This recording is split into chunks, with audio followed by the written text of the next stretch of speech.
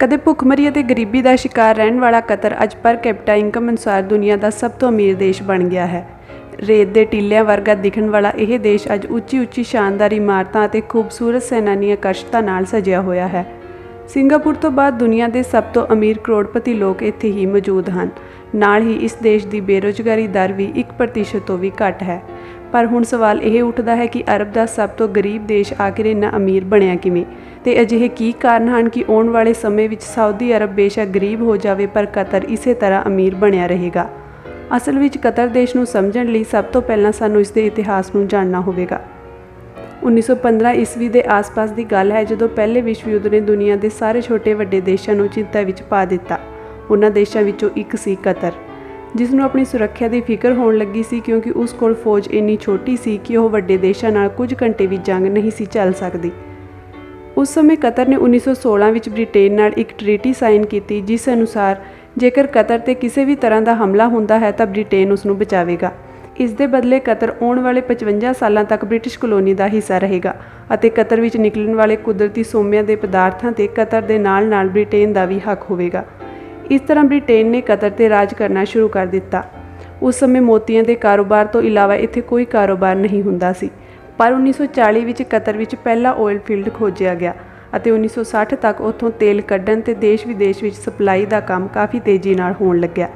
ਇਸ ਨਾਲ ਕਤਰ ਦੇਸ਼ ਦੇ ਹਾਲਾਤ ਸੁਧਰਨੇ ਸ਼ੁਰੂ ਹੋਏ।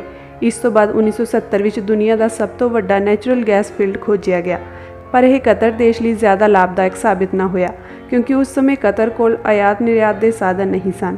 ਅਸਲ ਵਿੱਚ ਉਸ ਸਮੇਂ ਗੈਸ ਦੇ ਆਯਾਤ ਨਿਰਯਾਤ ਲਈ ਪਾਈਪਲਾਈਨ ਦਾ ਇਸਤੇਮਾਲ ਕੀਤਾ ਜਾਂਦਾ ਸੀ, ਜਿਸ ਦੇ ਜ਼ਰੀਏ ਕੇਵਲ ਆਸ-ਪਾਸ ਦੇ ਦੇਸ਼ਾਂ ਤੱਕ ਹੀ ਗੈਸ ਭੇਜੀ ਜਾ ਸਕਦੀ ਸੀ। 3 ਸਤੰਬਰ 1971 ਨੂੰ ਕਤਰ ਬ੍ਰਿਟੇਨ ਤੋਂ ਆਜ਼ਾਦ ਹੋਇਆ, ਪਰ ਬ੍ਰਿਟੇਨ ਨੇ ਕਤਰ ਦੀ ਵਾਗਡੋਰ ਸਾਊਦੀ ਅਰਬ ਨੂੰ ਦੇ ਦਿੱਤੀ, ਜਿਸ ਤੋਂ ਬਾਅਦ ਕਤਰ ਦੇ ਮਾਮਲਿਆਂ ਵਿੱਚ ਗੁਆਂਢੀ ਮੁਲਕ ਸਾਊਦੀ ਅਰਬ ਦਾ ਇੱਕ ਮਹੱਤਵਪੂਰਨ ਸਥਾਨ ਰਹਿੰਦਾ ਸੀ ਅਤੇ ਕੋਈ ਵੀ ਛੋਟਾ ਵੱਡਾ ਫੈਸਲਾ ਸਾਊਦੀ ਅਰਬ ਦੀ ਮਨਜ਼ੂਰੀ ਨਾਲ ਹੀ ਲਿਆ ਜਾਂਦਾ ਸੀ।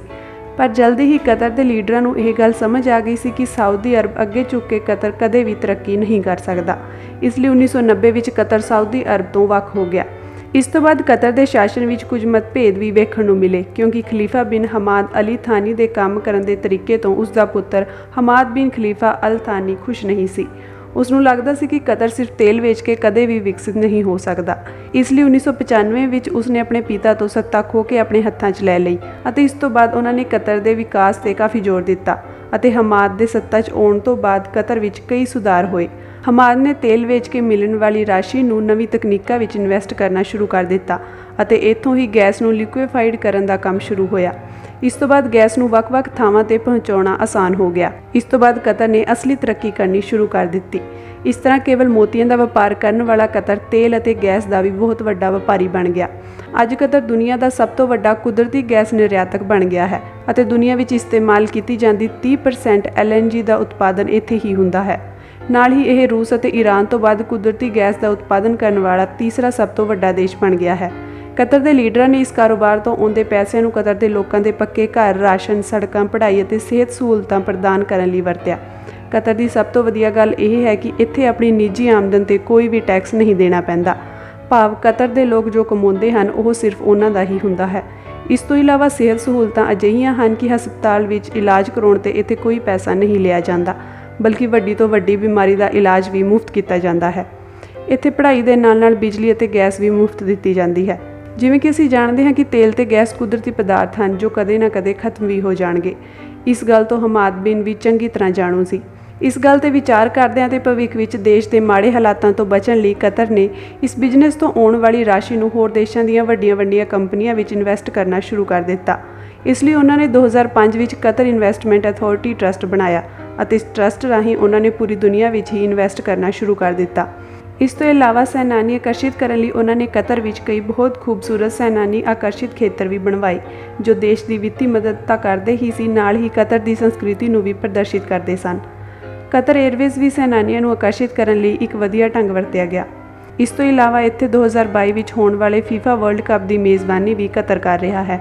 ਜਿੱਥੇ ਵੱਡੇ ਦੇਸ਼ ਵੀ ਇਸ ਦੇ ਪ੍ਰਬੰਧ ਦੀ ਜ਼ਿੰਮੇਵਾਰੀ ਲੈਣ ਤੋਂ ਘਬਰਾਉਂਦੇ ਹਨ, ਉੱਥੇ ਕਤਰ ਇੱਕ ਛੋਟਾ ਜਿਹਾ ਦੇਸ਼ ਹੋਣ ਦੇ ਬਾਵਜੂਦ ਇਸ ਦੇ ਪ੍ਰਬੰਧ ਕਰਦਾ ਹੈ। ਇਸ ਤੋਂ ਇਲਾਵਾ ਪਿਛਲੇ ਕੁਝ ਦਸ਼ਕਾਂ ਤੋਂ ਇੱਥੇ ਮੱਛੀ ਫੜਨ ਦੇ ਕਾਰੋਬਾਰ ਨੂੰ ਵੀ ਲਾਭਦਾਇਕ ਬਣਾਇਆ ਗਿਆ ਹੈ।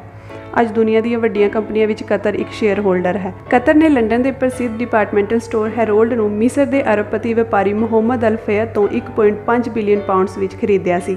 ਨਾਲ ਹੀ ਫਰਾਂਸ ਦੀ ਮੀਡੀਆ ਕੰਪਨੀ ਲਗਾਰਡੇ ਦਾ 10% ਅਤੇ ਵਿਚੀ ਕੰਸਟਰਕਸ਼ਨਜ਼ ਦਾ 5.6% ਹਿੱਸਾ ਵੀ ਕਤਰ ਨੇ ਹੀ ਲਿਆ ਹੋਇਆ ਹੈ। ਲੰਡਨ ਦੀ ਮਸ਼ਹੂਰ ਇਮਾਰਤ ਸ਼ੋਰਟ ਦਾ 95% ਮਾਲਿਕਾਨਾ ਹੱਕ ਵੀ ਅਲ ਥਾਨੀ ਖਾਨਦਾਨ ਕੋਲ ਹੈ। ਭਾਵ ਦੂਜੇ ਸ਼ਬਦਾਂ ਵਿੱਚ ਅਸੀਂ ਇਹ ਕਹਿ ਸਕਦੇ ਹਾਂ ਕਿ ਅਲ ਥਾਨੀ ਪਰਿਵਾਰ ਕੋਲ ਲੰਡਨ ਵਿੱਚ ਲੰਡਨ ਦੀ ਮਹਾਰਾਣੀ ਐਲਿਜ਼ਾਬੇਥ II ਤੋਂ ਵੀ ਵੱਧ ਜਾਇਦਾਦ ਹੈ। ਸਿਰਫ ਲੰਡਨ ਹੀ ਨਹੀਂ ਬਲਕਿ ਅਮਰੀਕਾ ਵਿੱਚ ਵੀ ਸ਼ਹਾਰਾ ਗਰੁੱਪ ਦੇ ਦ ਪਲਾਜ਼ਾ ਹੋਟਲ ਨੂੰ ਕਤਰ ਸਰਕਾਰ ਨੇ 41,000 ਕਰੋੜ ਰੁਪਏ ਵਿੱਚ ਖਰੀਦਿਆ ਸੀ, ਜਿਸ ਨੂੰ ਪਹਿਲਾਂ ਅਮਰੀਕਾ ਦੇ ਪੂਰਵ ਰਾਸ਼ਟਰਪਤੀ ਡੋਨਾਲਡ ਟਰੰਪ ਚਲਾਉਂਦੇ ਸਨ। ਇਨਵੈਸਟਮੈਂਟ ਦੇ ਮਾਮਲੇ ਵਿੱਚ ਕਤਰ ਦੁਨੀਆ ਦਾ ਚੌਥਾ ਸਭ ਤੋਂ ਵੱਡਾ ਦੇਸ਼ ਹੈ। ਇਹੀ ਕਾਰਨ ਹੈ ਕਿ ਭਵਿੱਖ ਵਿੱਚ ਕੁਦਰਤੀ ਸਰੋਤ ਗੈਸ ਅਤੇ ਤੇਲ ਖਤਮ ਹੋਣ ਤੋਂ ਬਾਅਦ ਸਾਊਦੀ ਅਰਬ ਵਰਗੇ ਦੇਸ਼ ਗਰੀਬ ਹੋ ਸਕਦੇ ਹਨ, ਪਰ ਕਤਰ ਤੇ ਇਸ ਦਾ ਕੋਈ ਖਾਸ ਅਸਰ ਨਹੀਂ ਹੋਵੇਗਾ।